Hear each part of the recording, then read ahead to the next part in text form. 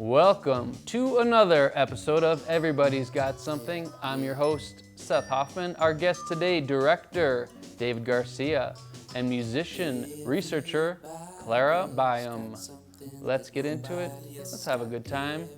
Let's just be here together. Well, it is a pleasure to be with you, and it is a pleasure to get to highlight some of the treasures we have in our dear New Mexico and in this world. Today we have our first guest, David Garcia. Thank you so much for being here. It is a pleasure to just sit and chat with you, and I'm very excited to hear about a project, a very exciting project that I can't wait till it's done so we can enjoy it. But tell let's just get right into it.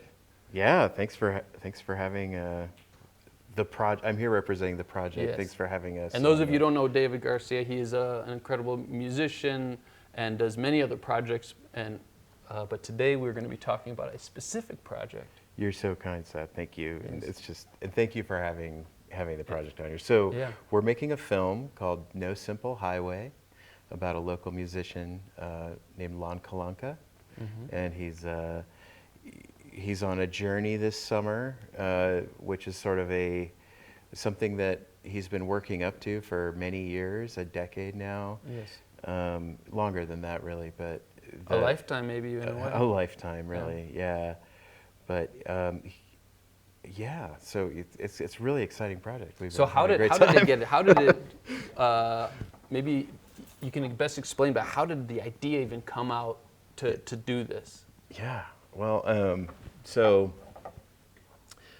I've been really fascinated by what it is that real musicians. When I say real musicians, I mean like local level musicians, people who are earning a living, who are like getting by at the grassroots music level that we're very familiar with, you know, like what that's like. And so to me, I've just been sort of looking for stories that fit that bill, and Lon has been doing that for years with a number of different ensembles. Let It Grow is very well known. Grateful Dead cover band. And then the Lon Kalanka band is more of a Jerry Garcia idiom, you know. So I've always been interested in Lon, and I used to hang out with him on the patio of Winning's Coffee Shop, you know, back in the heyday, good old days, and. But this year, some interesting things are happening to him that kind of are taking it to a different level. And it seemed like when I kind of found out about all these things, it became clear that there was a story happening right now. So, so we jumped on that. Okay. And so before so you have a trailer, kind of a teaser that we're going to get to see in a bit. And before we watch that, what can you tell us a little bit about just the culture? Because there's bands, you were talking earlier, like, the Rolling Stones are cool. There's all these great bands and they fill concert halls, but there's something about this sort of genre culture of music that's something different that it really is. It's a full culture. What are some things that you've noticed, or what speaks to you, or that you see setting it into a special place? The Deadheads. The Deadheads, yeah. Such a cool. Because there's not really a band that has like Deadhead. Like there's, like, people might say, oh, there's some spoof of that, but Deadhead's like the original. Yeah. Let me take a step back real quick. Sure. So Lon, the reason why it's interesting right now, Lon's story, is there's two things happening in Lon's life that are sort of coming together here. And one, so those of us that know Lon or in the community are aware that 10 years ago this year, he lost his wife to a complication of a pregnancy. And so he's been really like working through that for we're at the anniversary of that loss. And so that's happening, but coinciding with that, he has been chosen to receive a custom-made guitar from the Grateful Guitars Foundation. And this is a foundation that exist to keep the spirit of the grassroots Wow. Grateful Dead music movement alive. Wow. So they identify promising guitar players. Couldn't have been given to a better guy. Yeah, yeah. So this amazing luthier Greg DeLewis is making Lon a 100% custom guitar that is going to be frankly priceless. Wow. And so next, by the time this airs, it may have already happened, but next week we're going with Lon to the San Francisco Bay Area, where he's going to be presented with his Grateful guitar. My gosh. Yeah, and he's going to play it for the first time in Golden Gate Park at a festival. Wow. And so we're just kind of following that trip. Wow. We started in February of this year, and we're just kind of we're heading towards that arc where he gets that guitar. Okay, this is gonna be some movie. So should we check out the yeah, trail? for sure, Right, man, for sure. Let's give it a roll. So this is a sneak preview of what's to come. The Grateful Dead is a religion, like that kind of thinking and that way of life, check all the boxes as a religion or a cult. And we play close to 100 shows a year, and there's always these young people down at the front rail, and then they're mouthing the words. They know the words to the music, and you look at them and you say, well, there's no way that guy was even born when Jerry was alive, so let alone saw a show.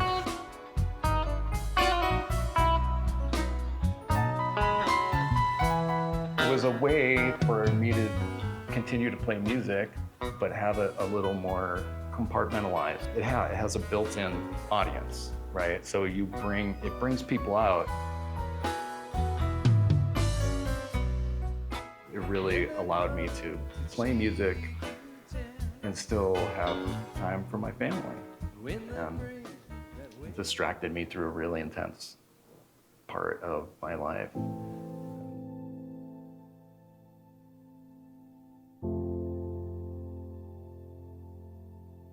After Charlotta died, I kind of went through a hard time. That was 10 years ago this year, so I went through probably 5 years was really challenging. We were pregnant at the same time. We were gonna have our kids together. And then I lost the baby, and then she died right after that. I want to play music, and this Grateful Dead thing, it was the perfect medicine at the perfect time to get through grief, tragedy, and loss.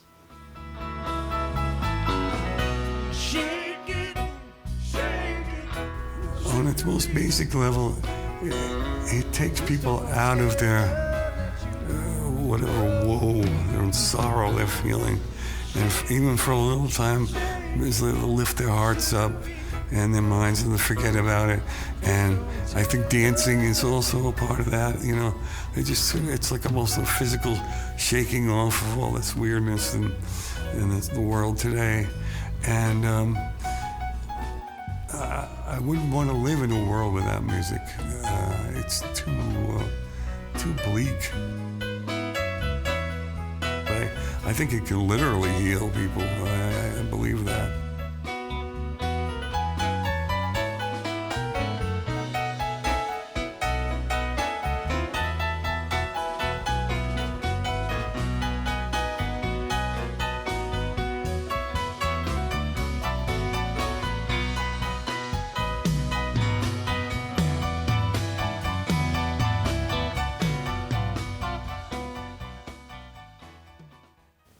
Wow, I am pretty excited for this. So we got to see a glimpse. For those who are not familiar with the culture, we got to see a little sneak preview of it. Yeah. And what have you been observing or taking in? Because it's one thing to know the culture a bit from the outside, but then to really delve in there and know it in such a more intimate way. What's coming? Yeah, great question, man. I was not a Deadhead before coming to this project. Is that right? Which is interesting. I just, I love the music of the 60s and 70s and the stuff that's come out of Americana and folk music and stuff. And I've always loved Jerry Garcia, but the Grateful Dead, I never quite got it. And I think it's really, the thing about that band is that they created a space that was sort of outside of scrutiny. So people could just go and be themselves and do whatever they wanted. And, it's easy to say that it was always a party at a Dead show, but I think it's more than that. I think there's a spiritual component, and they're creating a modern day space where people can sort of invest in their gypsy hearts, and really allow themselves to sort of explore. Yeah.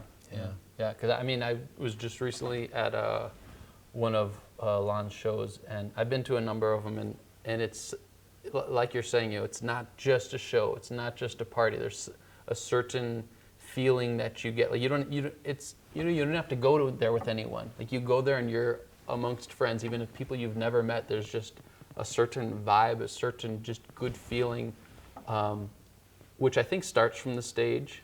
I think it's sort of like this thing, they set it off and then they feed the audience seems to feed them, and you can almost see this energy transfer throughout the night. Yeah, so it really did start. There is a musical catalog of the Grateful Dead and Jerry Garcia and Robert Hunter's tunes.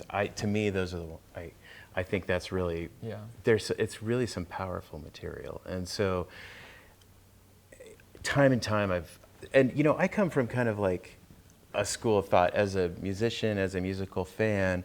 I've always been a fan of the songwriter. And to me, the Grateful Dead, for years, I heard the party.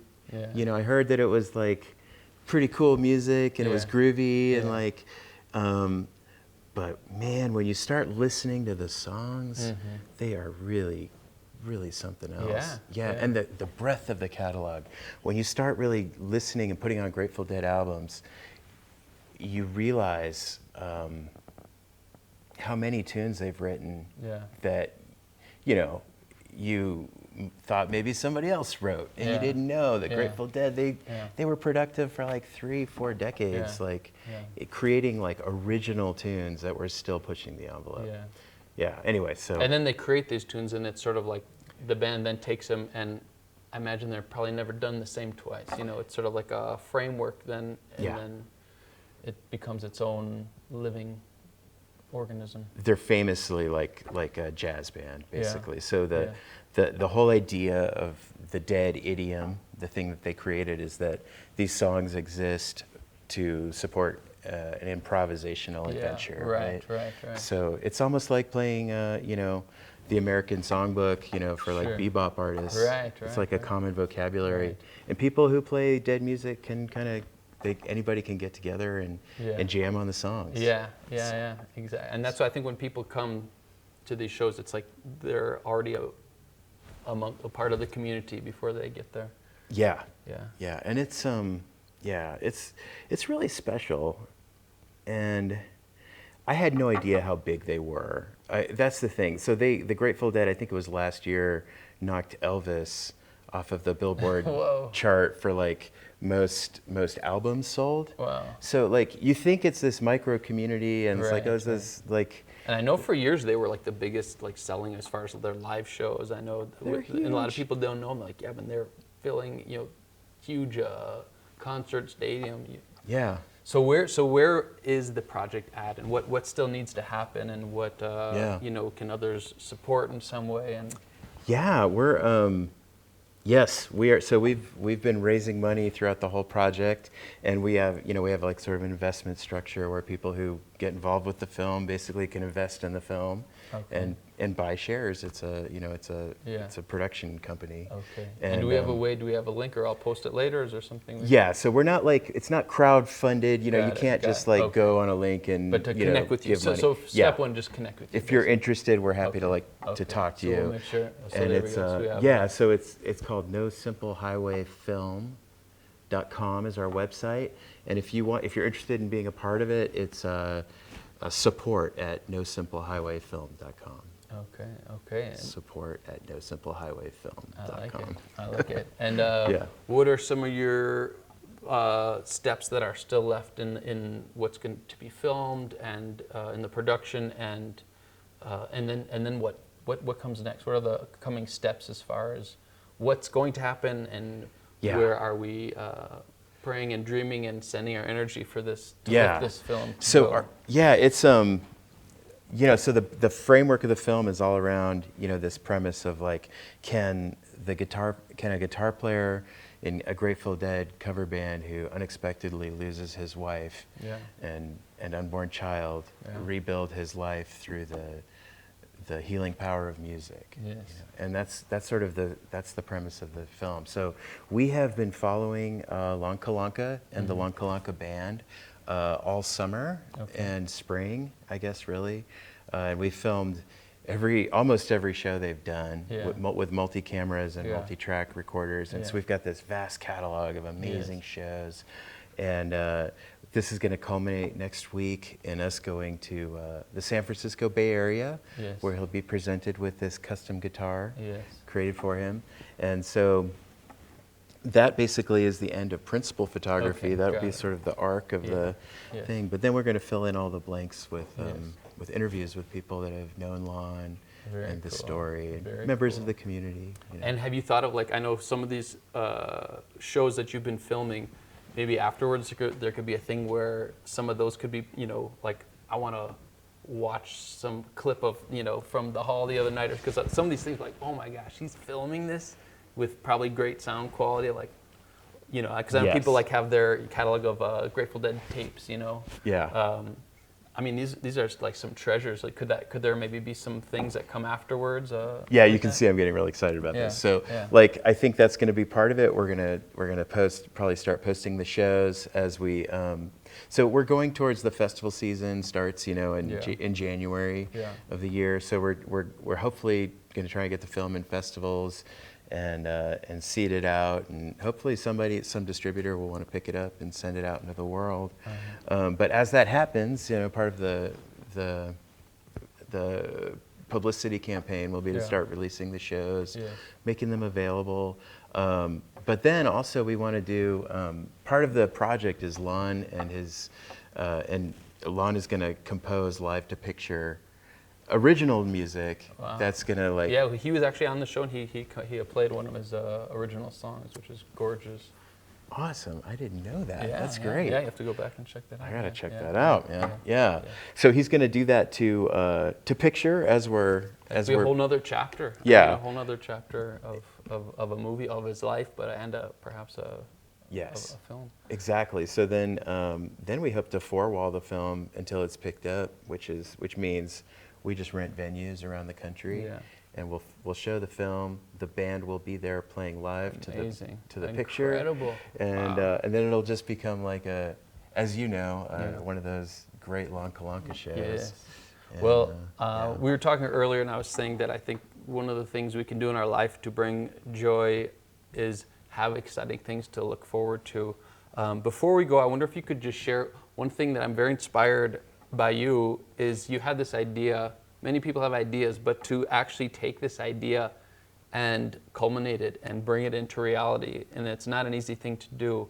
I wonder if you could just, before we end, just if you can speak on how do you, David Garcia, take a dream, an idea, and bring it to this reality?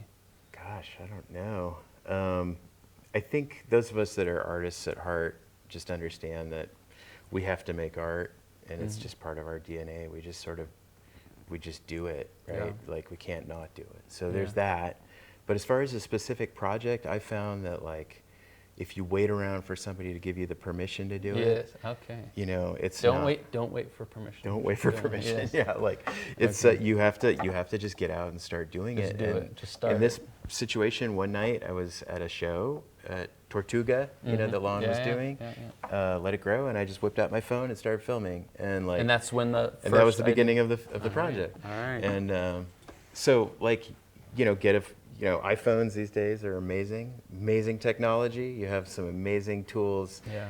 Everybody does. So if you want to make a film, watch films, figure out what it is, and just start doing it. And then to start connecting, because there's already so much energy around. You're like, we just have to connect these. Oh, dude. These Yeah. The energies barrier to into entry it. now is so low for Yeah. like anybody that like, Yeah. it's really like your passion is the Yes. only barrier. Yes.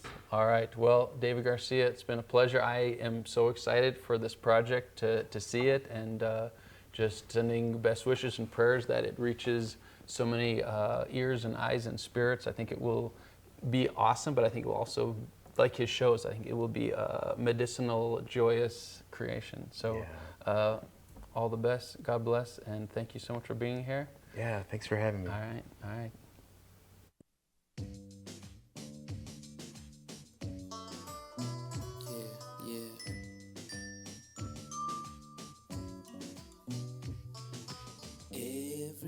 Everybody's got something that nobody else has got. Everybody, you're the only one.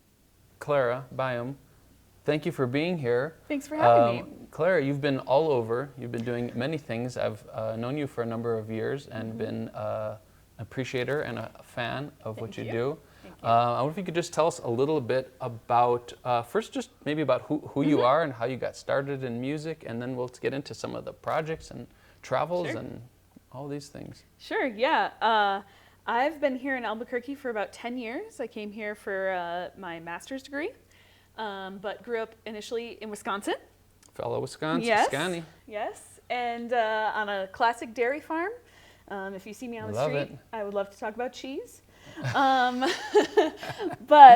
taking pictures, cheese, gladly. Yes. But the story goes that I started playing on one of those play school keyboards, piano, you know, yeah, with the sure, different sure. colored keys, Yeah, and yeah. it's been since then. Okay. So I started on piano, and then in middle school time or late elementary, I picked up clarinet. Middle school times, I was playing guitar and organ and bassoon and trombone. And then And just out of curiosity, at that age, was it just something that was fun, or did you notice, oh, I kind of have a knack for this? Like I seem to be picking this up, or did it not go? What was it? What was that like? Because I know some people get into it because they're like, well, this is easy, or what was those early? it was a little bit trials of both. Okay. But it was definitely fun, and just being around other people and making Okay. music was something I loved and continue to love to do. Yeah, and then at one point, my very wise high school teacher was like, you know, maybe you should focus on a few things for a little while so you Sure, can get sure. into college and whatnot. Yes, And yes. so now, these days, since then, I narrowed down, and now I've also picked up accordion, which I play a lot. So I'm playing piano, clarinet, bass clarinet, and accordion the most around town for my various just projects. those ones. Right? Yes. Those are the That's ones the are your narrow- specialty. Yes. But yeah. you play. You still. I'm sure if someone handed you a bassoon, you could. Oof, it would take Yeah. take a minute, but yes, I Yeah. could figure it out again. Okay. So when you first started, did you have an idea of what genre you wanted to pursue, or what spoke to you? When I first started, I was only playing classical music. That was like just, you know, what you were taught on. That was the option. Yeah. And then in middle school, I think it was, started doing a little bit of jazz, which was really fun. Got to use all my, you know, music theory chops that I enjoyed. Yeah. And then I went all the way through undergrad as classical musician, and then just before I came here for my master's program, I subbed in a folk band once, and that started a whole nother Is that right? trajectory. So you for me. never know which one day how it's going to change the. Yeah. So since then, now I guess my genres are contemporary classical, experimental. Okay. I do improvisation. That's kind of also a little bit of an extension of that, and separate on its own. And then I also play a lot for folk dancing of various sorts, Yes. contra, English country, Scottish, international folk dance, Yiddish dancing, and And I know you have an incredible ability, klezmer. I mean, most people when they hear, they're like, you must have been raised with this music, but it. yeah, that is a new thing for me. New meaning about 10 years, but yes, that is a big area of research. And I'm sure you get that a lot. performance. People are like, oh, you must, because you play it like it's a part of you. Oh, thank you. Yeah. Yeah, and then beyond that, I also play in like an alt rock band that doesn't fit very well into a genre, Dust City Opera here And tell in us town. about that, because I've seen a lot about this band. You're doing some traveling, some touring, and different types So of that band is a recording. project of Paul Hunton's. He's an incredible songwriter here in town. And we have your classic kind of rock band set up with the lead guitar that Paul also plays, and he does the singing, bass, drums, and then I'm playing clarinet, bass, clarinet, and accordion. And my friend Travis is playing trombone and synth. So it's a strange, wonderful thing. Yes. And I think you've already seen some photos of that going by. But we play here in town and also there's at our now annual event, Sadness, Madness, and Mayhem.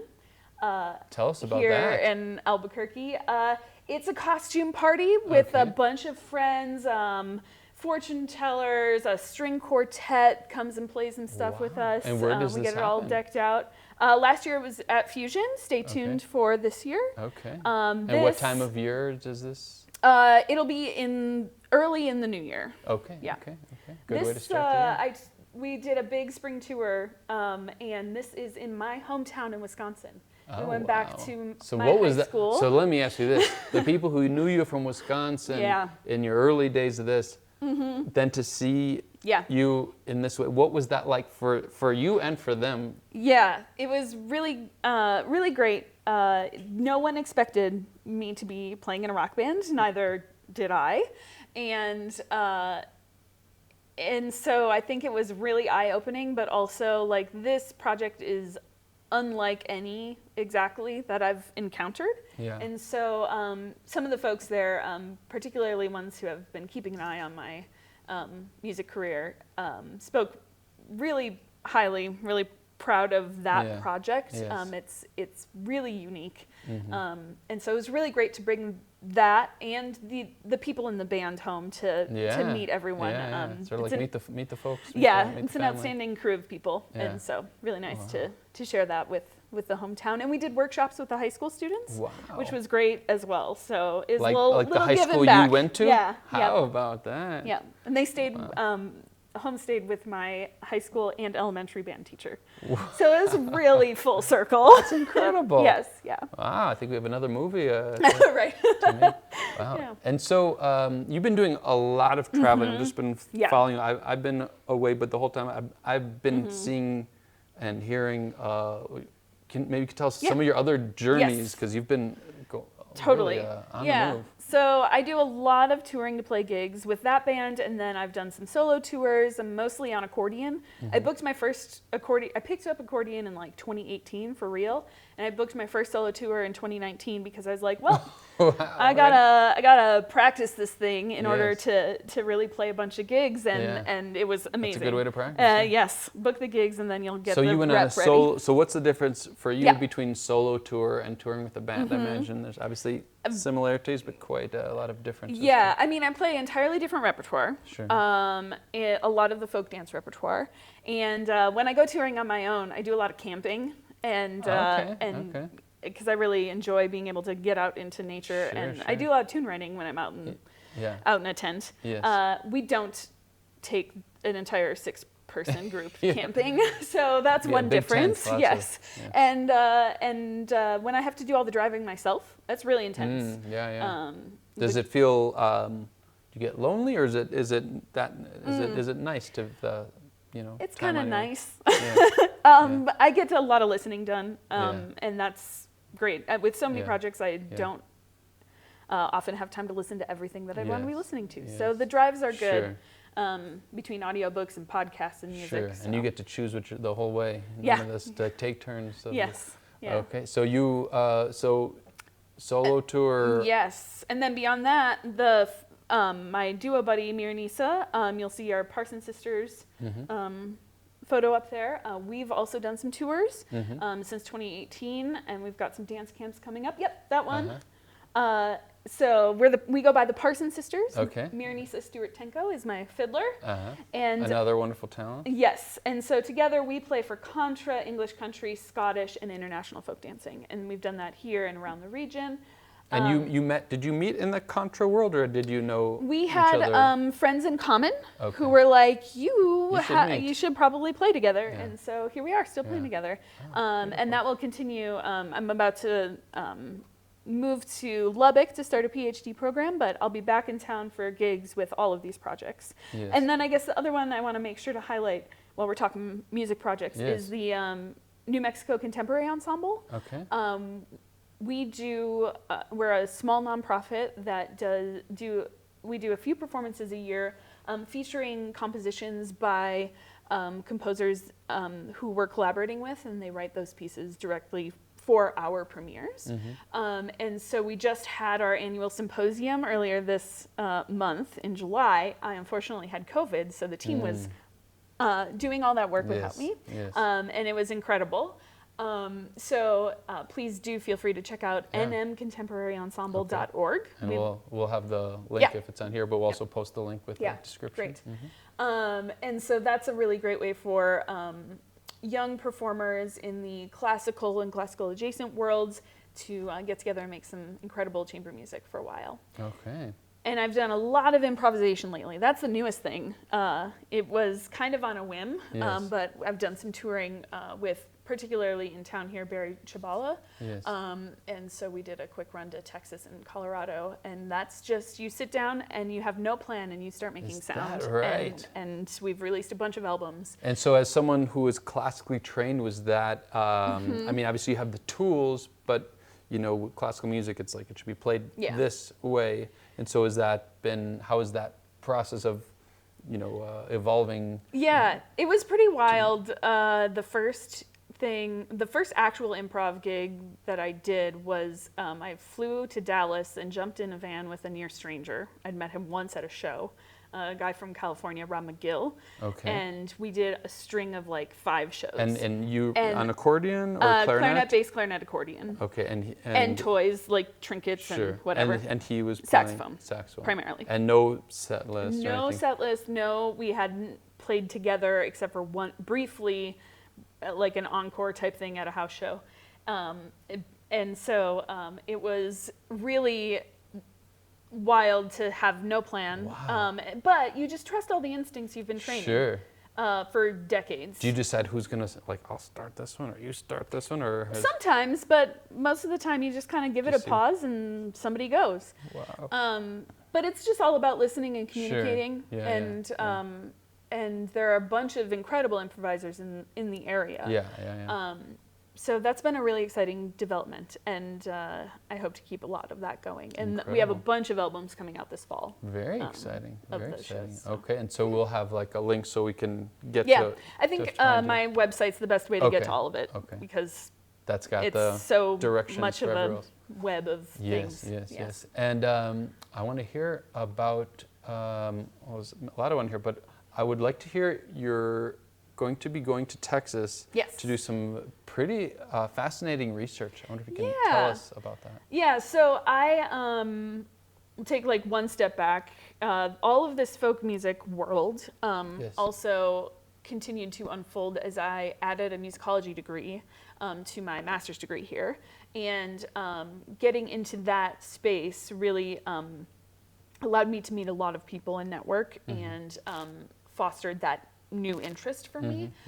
And one of the main genres that I've done research in is klezmer music. And I think we have a logo here of an organization that I'm really proud to be a part of that does a lot of research. And we have 2 big projects underway, and you can find more about that online. Okay. But the Klezmer Institute has been a big hub for my continuing research, and I'm really excited this fall to add another piece to it. Yes. So I'm going to Texas Tech to start a interdisciplinary fine arts degree, PhD program, where I'm going to be researching groove and danceability in folk music. Wow. So it's kind of under the umbrella, obviously under music, dance, musicology, music cognition and perception, anthropology, all of these kinds of things. But really, like, one of the main questions is what makes folk music feel danceable? Yes. And other musics feel less danceable, or like you can play the same tune And sometimes it feels like you can dance to it, and Right. sometimes you can't. Right. So it's not the tune, it's the way it's played. And Yes. what are those things Yes. that make people want to dance? Mm-hmm. And so some of this research has already been done in other genres. Club music has had some studies done, but my interest is really in folk music, Yes. and particularly how it might change between different styles of folk music. Okay. And so that is an area of research that really pulls together all of my interests. And I really feel like even when I'm sitting down to play an improv session, there are moments of danceability in those spaces. And are you, when that happens, you're like, whoa, I didn't know that was going to come out of it? Or do you ever think, or is that, I guess your research will help create that. But from what do you kind of have some, going into it, some, I don't know, hypothesis of what are some of the elements that you'll be looking at? Yeah, well, for me, I'm going to turn a lot towards the rhythm section. There's the melodies can always have a groove. You can play a solo fiddle thing and it can feel danceable. Yeah, That's yeah. very common in the Scandinavian traditions.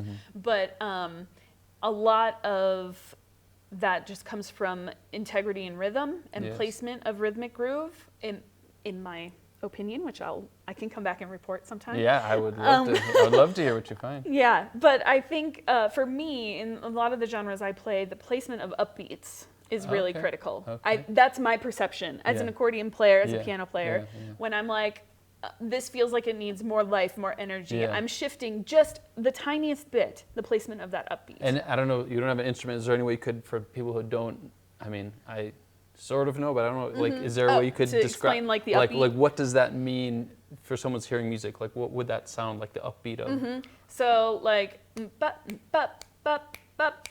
bop So like that second, is the that, upbeat. like the two Yeah. kind of thing, like that? Yes. So Okay, on that w- second beat, okay. And so I Interesting. think I think that the shifting of that tiny little thing Interesting, okay. makes a big impact on groove. Now, So those I are don't- musicians out there, we'll find out well, more from I'll your do the research, but it's a analysis, place to yes. start, okay. Yeah. But I find that, like, for example, do you know Mooney around town? Yeah. From Le Chat. Yeah. The first time we improv together, there were major sections of dance groove Yeah. that we didn't talk about, we had no plan for. It's just that we found groove that felt really danceable. Yes. And so dance can be across many genres. You know, we go out to hear a show at a bar and many people get up and dance. Yeah. And so figuring out what that means is Right, because of sometimes there's interest to that me. music, and I was talking to other guest, David Garcia, about some of those, sometimes Yeah. you're at a show and you don't even plan to dance, and the music feels like it takes you out of your seat, Yes. and it just, I don't know how to dance, but it's, there's that element. Well, I think that's part of Yeah. the magical thing about music, is that it's just sound, but has such power, Absolutely. Yeah. emotionally, but physically. Yeah. Yeah. Yep. Incredible. So you're doing all these things. Do you ever are you the kind of person who thinks, okay, in 5 years I would like to be doing this or so and so? Are you just, hey, life has been magical, I'm just going to hop to the next stone across the river? Do you have something that you're dreaming to hope for in the future? Or are you just, hey, I'm taking a dip, or maybe a little of both? It's a little bit of both. I really love all of the projects that I'm currently engaged in, and as long as all of those projects continue to bring exciting, joyful things to my life, I will Yes. continue to do them, and there probably will be other iterations of other things. Yes. And I I'm hear we're seeing yeah. some of your other projects. So people, this is from your website? Yes. Okay, so yeah, people can find out more and click Yep. more and hear more. absolutely. Okay, so go ahead. Yeah, so I basically just want to keep performing and keep doing research, and I allow my life to go where it leads, because none of this was planned. So Yes. I'm happy to just continuing to do the things I enjoy and that I think bring other people together. Yes. Yes. And see what happens after that. Okay, and is there anything way out on the horizon, some sort of crazy dream or something like, one day I want to play with this person or play in this place or do some type of project with 100 clarinets and bassoons all together, or something? There are always opportunities out there that I'm hopeful might cross my path. At this moment, I think I'm too busy to be. I mean, it sounds like you're living a very full, magical. I've got some life. exciting dance camp things coming up next year. And I don't get the impression that it's too much for you. I get the impression that it fuels you. Yes. Is there times where it's like I'd like to live in one place and just kind of maybe like record, or is this just continues to fuel your heart and soul? I hadn't gotten back to my own bedroom until last week, 2 weeks ago, something like that, between all of my travels since middle of May. So it was 2.5 months between travels and a bout of COVID. And when I finally got back there, I was like, okay, it's good to be here for a second. And then I started moving. So I no longer really know what it feels like to be in one spot. But I'll find out soon. So, true. But you'll still be... I'll still be traveling, still doing all sorts of gigs. So, I mean, rest is important. I did take a vacation. Okay. So, To Africa? Yes, I was presenting at a conference, but also then vacationing. Okay. So on your website, do you have any pictures of you and like the hyenas and stuff like that? I don't on the website. Okay, no. but get in You touch find with on socials. You can see got some. It, got yes. it. Okay. So I guess all of that to say, the high energy, the constant running. So many good things come around with that. Yes. The people, the community, the events, and that does keep me going. But I'm looking forward to a little bit of downtime this fall as I start school, when I can just sit back and read. Well, a little bit. keep following your heart and your musical soul. And before we head out, any just words of wisdom?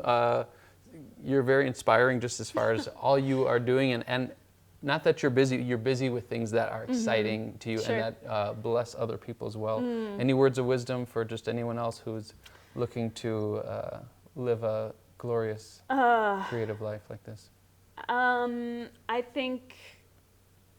guess if I had one thing to say, it would be surround yourself with the right people. Okay.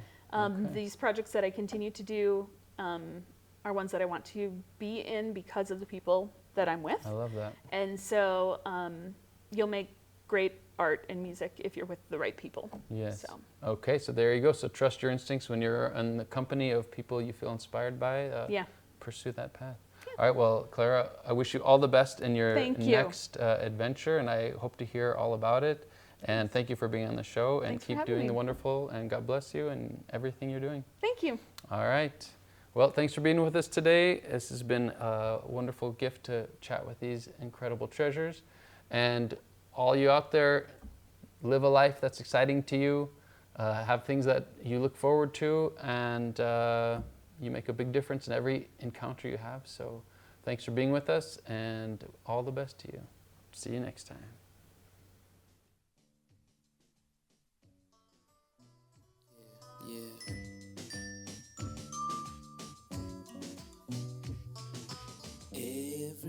Everybody's got something that nobody else has got. Everybody